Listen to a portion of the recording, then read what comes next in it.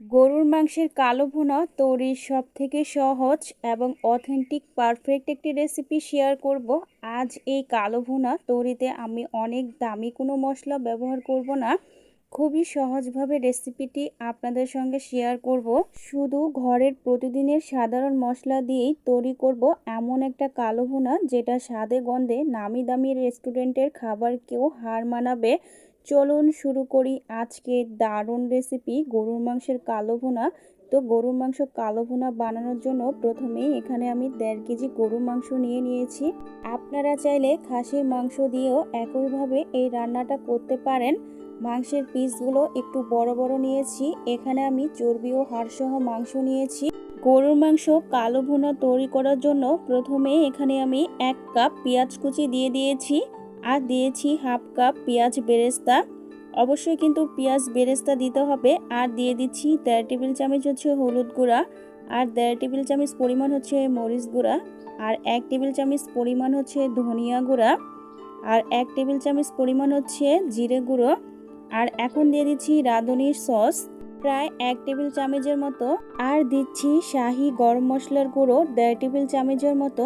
এখন দিয়ে দিচ্ছি শুকনা গোটা মশলা। এখানে আমি 6 থেকে 7টার মতো দারচিনি, আর 8 থেকে 9টির মতো গোলমরিচ, আর 7 থেকে 8টির মতো সাদা এলাচ, 6 থেকে 7টির মতো লবঙ্গ দিয়েছি, আর দিয়েছি জয়ত্রী হাতে কিছুটা গুঁড়ো করে দিয়েছি, আর দিয়ে দিলাম পাকা আর কাঁচা মরিচ মিলিয়ে 7-8টার মতো।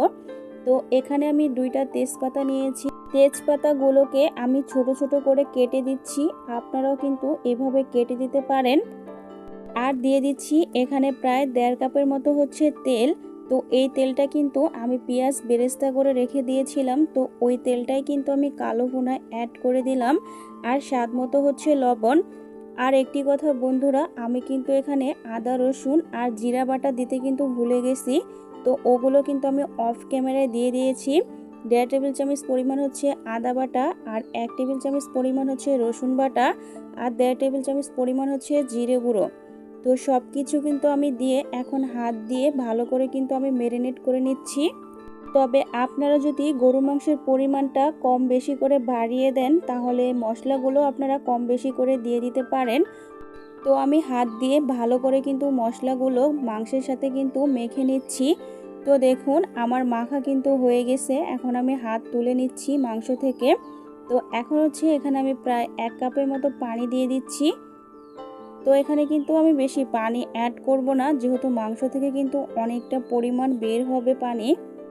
আপনাদের যদি মাংসগুলো সিদ্ধ হতে যদি পানির দরকার হয় তাহলে আপনারা বাড়িয়ে বা কমিয়ে কিন্তু দিয়ে দিতে পারেন। তো এখানে একটা জায়ফল নিয়েছি। এই জায়ফলের 3 ভাগের 1 ভাগ অংশ আমি গ্রেটার দিয়ে গ্রেট করে এখানে আমি দিয়ে দিচ্ছি। তো দেখুন আমার মাংসটা কিন্তু একদমই রেডি।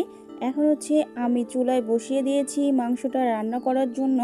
তো আমি একটা হাতার সাহায্যে মাংসগুলোকে একটু নেড়ে দিচ্ছি। তো আপনারাও এভাবে কিন্তু নেড়ে দিবেন।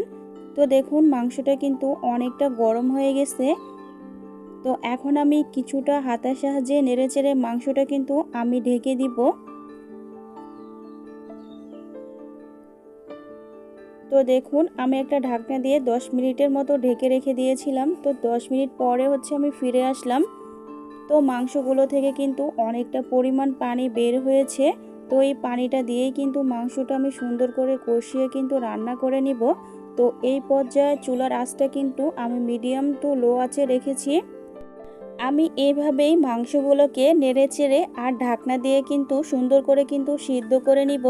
তো আমি আবারও কিছুক্ষণ পরে একটা ঢাকনা দিয়ে ঢেকে রেখে দিলাম।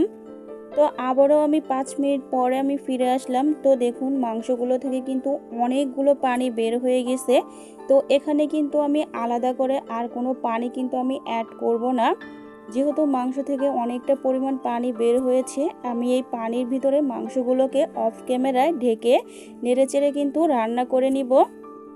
তো দেখুন এই পর্যায়ে মাংসগুলোর কালার কিন্তু অনেকটা চেঞ্জ হতে চলেছে। তো আমি আরও কিছুটা কিন্তু নেড়ে দিচ্ছি।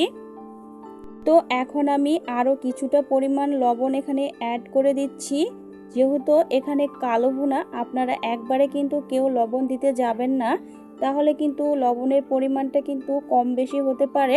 তো এখানে আমি মিডিয়াম সাইজের 3টা পেঁয়াজ নিয়ে নিয়েছি। তো পেঁয়াজের পাপড়িগুলোকে আমি ছোট ছোট করে আলাদা করে নিয়েছি। তো এখানে আমি অর্ধেকটা পরিমাণ পাপড়ি দিয়েছি আর বাকি অর্ধেকটা হচ্ছে আমি ফোড়নে দিব। তো আমি পাপড়িগুলো দিয়ে ভালো করে নেড়েচেড়ে হচ্ছে ঢেকে দিচ্ছি। তো আমি অন্য একটা চুলায় প্যান বসিয়ে দিয়েছি। এখন দিয়ে দিচ্ছি এখানে 1 কাপের মতো সরিষার তেল আর দিয়ে দিচ্ছি আমি যে পেঁয়াজের পাপড়িগুলোকে বের করেছিলাম, তো ওখান থেকে আমি কিছুটা দিয়ে দিলাম। আর দিয়ে দিলাম মিডিয়াম সাইজের একটা রসুন আমি ছোট ছোট করে কুচি করে নিয়েছি। আর 5 থেকে 6টার মতো শুকনা মরিচ। তো এগুলো কিন্তু আমি বেশি ভাজবো না, হালকা কালার করে একটু ভেজে কিন্তু আমি মাংসের ভিতরে কিন্তু অ্যাড করে দিব। তো আমি আবারও মাংসের কাছে চলে আসলাম। তো হালকা করে একটু নেড়ে চেড়ে নিচ্ছি। এই পর্যায়ে মাংসগুলো কিন্তু অনেকটা সুন্দর মতো কিন্তু সিদ্ধ হয়ে গেছে। তো মশলার ফোড়নটা কিন্তু আমি এখন মাংসের ভিতরে কিন্তু অ্যাড করে দিলাম। তো ফোড়নটা দিয়ে কিন্তু আমি হালকা করে একটু নেড়েচেড়ে ভালো করে কিন্তু মিশিয়ে নিব। এখন দিয়ে দিচ্ছি এখানে আমি 1 টেবিল চামচ পরিমাণ হচ্ছে জিরা গুঁড়া আর 1.5 টেবিল চামচ পরিমাণ হচ্ছে রাঁধুনি শাহি গরম মশলার গুঁড়ো। আর দিয়ে দিব হাফ টেবিল চামচ স্পুন পরিমাণ হচ্ছে এখানে চিনি। তো চিনিটা দিলে কিন্তু আপনার গরুর মাংসের কালো ভুনার টেস্ট ও ফ্লেভার কিন্তু দারুণ আসবে। তো সব কিছু দিয়ে কিন্তু আমি আলতো হাতে একটু নেড়েচেড়ে ভালো করে কিন্তু মিশিয়ে নিচ্ছি। আর হ্যাঁ, রান্নায় মাংসের কালারটা চেঞ্জ হলে কিন্তু মাংসের ভিতরটা অনেক জুসি হবে। মাংস এমনভাবে জাল করবেন না যেন এর ভিতরটা অনেক শক্ত হয়। আর কালো ভুনা রান্নায় কিন্তু তেলের পরিমাণটা অবশ্যই একটু বেশি দিতে হবে। তো আমার কিন্তু কালো ভুনা রেসিপিটি কিন্তু একদমই রেডি। তাই আমি একটা মিক্সিং সার্ভিং প্লেটে কিন্তু আমি পরিবেশন করার জন্য কিন্তু নিয়ে নিচ্ছি কালো ভুনাগুলো। কালো ভুনা দেখতে যেমন সুন্দর হয়েছে, খেতেও কিন্তু মাশাআল্লাহ মজার হয়েছিল। তো আমি এখন এখানে 1 টেবিল চামচ পরিমাণ হচ্ছে পেঁয়াজ বেরেস্তা উপর থেকে কিন্তু আমি ছড়িয়ে দিচ্ছি। তো দেখতে কিন্তু অনেকটা লোভনীয় মনে হচ্ছে। তো কালো ভুনার মাংসটা কিন্তু ভাজা ভাজা হয়ে কিন্তু শক্ত হয়ে যাবে না, এর ভিতরটা জুসি থাকবে, কারণ ভাজা মাংস না, এটা হচ্ছে কালো ভুনা। আপনারা দেখেই অবশ্যই বুঝতে পারছেন এই রান্নাটা কতটা পারফেক্ট হয়েছে। আমার রেসিপি ফলো করে অবশ্যই এইভাবে বাসায় একবার ট্রাই করবেন। আর রেসিপিটি কেমন লাগলো কমেন্টে জানাবেন। আজ তাহলে এখানেই বিদায় নিচ্ছি। ওকে, আল্লাহ হাফিজ।